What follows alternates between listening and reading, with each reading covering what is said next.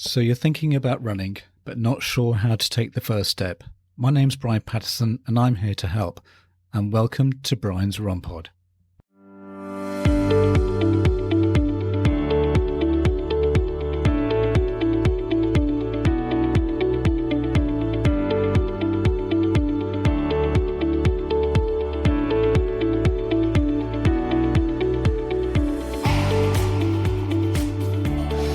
Welcome back to Brian's Run Pod.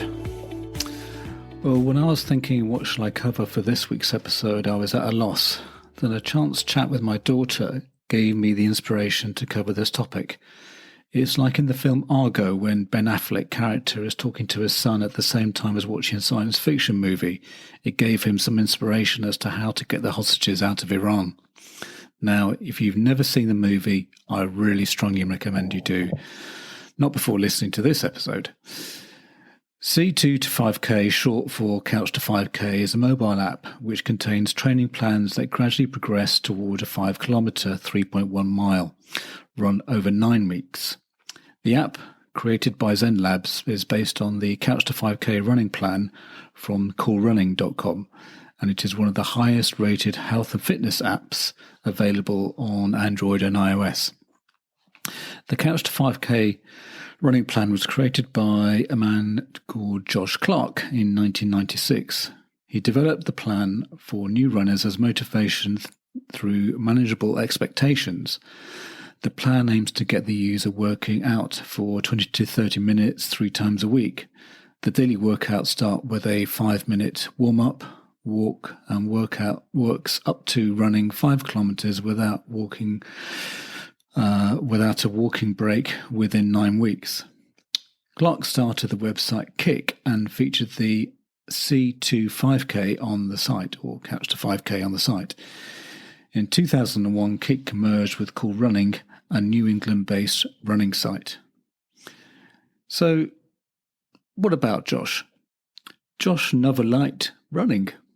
In fact, that's an understatement. He told Gentleman's Journal, "Oh my God, the Couch to 5K founder tells me remotely from New York before all this began, I hated running so much, like with a white-hot heat, my lungs burned and my legs screamed. It was cruel, endless torture."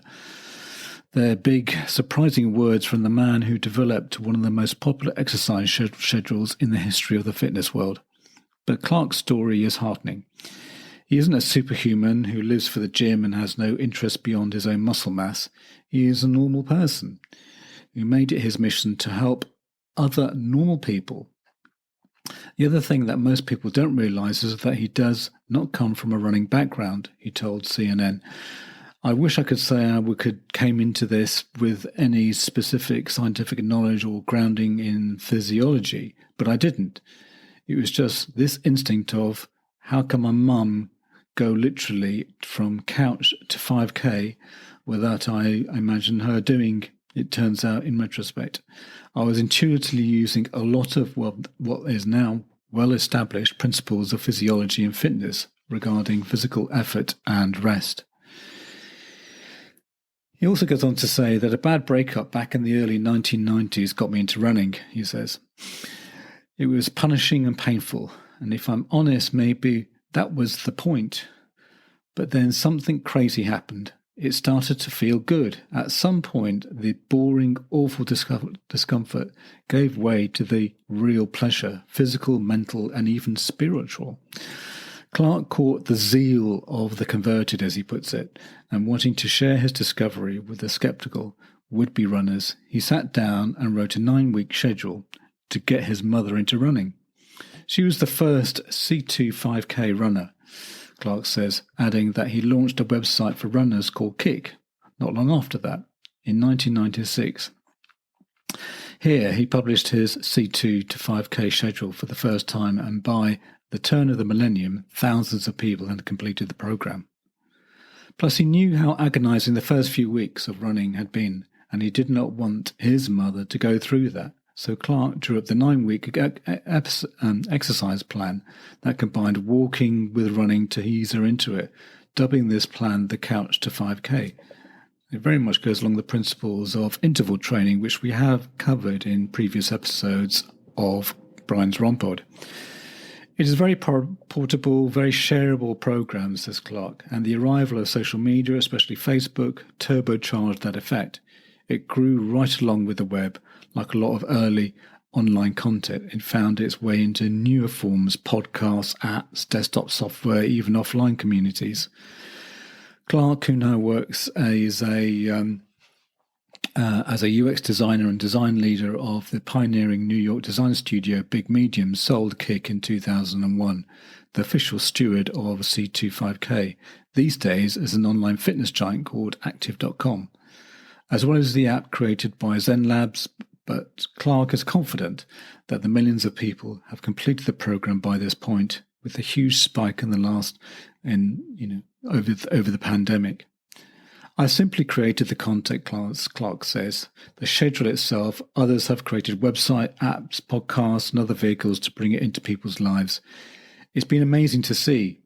It's even endorsed by the NHS in the UK, who created the podcasts and apps around the original schedule. Which brings us to C2K's recent surge in popularity during the current state of the self-isolated lockdown. I know that was a couple of years ago. Our once-a-day workouts are keeping many people going. And if you'd failed to notice, the Twitter, the App Store, and even the streets outside your front door have been ablaze with praise for Clark's almost 25-year-old schedule.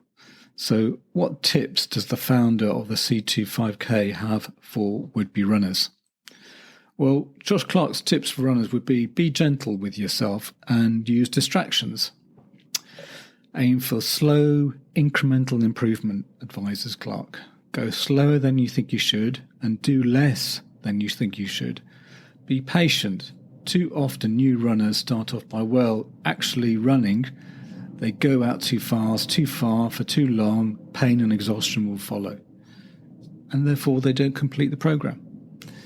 Instead, Clark adds, the first week of C2 to 5K only asks you to jog for a minute at a time, an achievable victory for most of us. The challenges gradually increase, but you'll soon realize that you're more than capable, and bring your headphones, says Clark. Listen to your music or podcast or an audiobook. It's okay to distract yourself if that's what it takes you to get over the hump. And I strongly recommend that as well. So I listen to music. I find that podcasts are very distracting. I get too into the podcast or even an audiobook. I think music tends to sort of push you along. You'll likely experience some soreness, but that's okay. Some light stretching before and after your run will help you relieve that. And it's perfectly fine to keep you going, even if your legs are sore. Listen to your body through, though. If the soreness is too unpleasant to continue, then don't. If your body asks for a rest, give it the rest it needs and wait a day or two before returning to your routine. This is a handy tip in life. Try not to compare yourself to other runners. He says, he's been a runner for 25 years now, and I've even described myself as a serious runner. But even every day, I'm passed by faster runners of all shapes and sizes, much younger, older, much rounder, slimmer. In most things in life, it's not too terrible useful to compare yourself to the accomplishments of others, and that's definitely true of running. Few of us are ever going to win a race. Instead, Clark says he's found it useful to think about his own compliments and progress, and that goes double for new runners, he adds. C2 to 5K isn't organised about running a certain distance or a certain speed. It just asks you to get out there and jog for a few minutes a day, and those minutes gradually grow over the 9 weeks. So don't worry about how fast or how far you go. Just get used to moving for a longer and longer period of time. Once you have that base, you start to explore the pleasures of speed and distance and enjoy your own progress on those fronts without worrying too much about the runner next to you or ahead of you.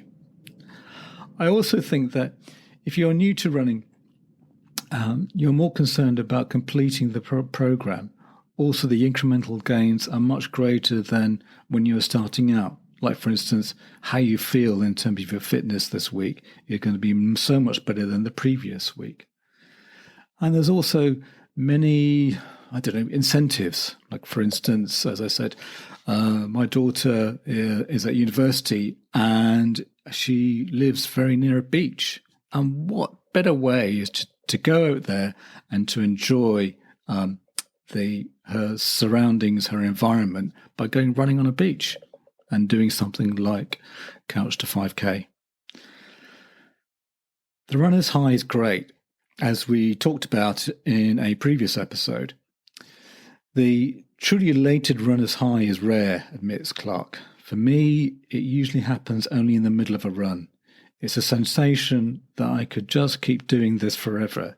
It's hitting a stride that feels like I'm pushing, but also well within my ability. I often zone out and forget that I'm even running. Sometimes that's very meditative, inward, calm experience. Other times it's very creative. I find myself solving problems or having sparks of ideas. There's a glow and a confidence that goes beyond the physical, and it's pretty remarkable. The most times he continues, you know what, it's just a run. There's still the satisfaction of the workout, the pleasure of moving through my city, and there's not a heady existential experience. Everyone's different, but for me, it's a rare and lovely surprise when runners' high hits. Now is the perfect time to start. I feel so grateful that my preferred self-care, stress relief and exercise is one of the activities that's explicitly allowed and encouraged in these strange times, says Clark when he talks about during the pandemic. With a few common sense precautions, running alone is not only safe right now, it's a huge benefit. Exercise, fresh air are both welcome contributors to the stress relief, calm and mental health. Going for a run, Clark explains, will clear your head even as it stimulates your heart and lungs. And both these things are important for easing the cabin fever of quarantine, as when this article was written. Even help will boost your immune system. It's clear that a lot of newcomers are turning to running right now to clear their heads and stretch stiff legs. It's great to see, and I have a hunch that many of them have C2 to 5K playing in their ears. It's safe to say that I never thought C2 to 5K would play an important personal role in a global pandemic. There's a silver lining in all of this, perhaps that it's creating an opportunity for lots of people to discover that they are actual runners after all. So what's the program's most important role? Don't take yourself too seriously. We set ourselves this metric for what success looks like and what being fit is and what being a runner is. And if we don't hit that metric, we fail. It's a normal self-punishing an aspect of fitness. So be kind to yourself. As we are developing in this new habit, the program is a guideline. It's not a strict set of rules. It is okay to skip a week or try again the next week. It's okay to take a day off. Listen to what your body wants, because no pain, no gain is not a good motto for newcomers to fitness. So someone asked him, what do you think was the secret of C2 to 5K's lasting popularity? Well, C2 to 5K is very portable in the social media world. It's really accelerated in popularity when people began sharing their plans, experiences with it on Facebook. The other aspect is that it is attainable. You can do the first week of it. You might be hard, but you can do it. And you have early victories instead of defeats through lack of luck or intuition. I got the levels right so that it's challenging plan, but not impossible. It's satisfying as it stretches you. So in summary, Couch to 5K is designed to give you the kindest way to help find how running is good for you, but it might not be, which is totally okay. Besides matters of personal preference, it's obviously true that some disabilities make running extremely difficult, if not impossible. For others, personal safety concerns or harassment may keep people off the roads.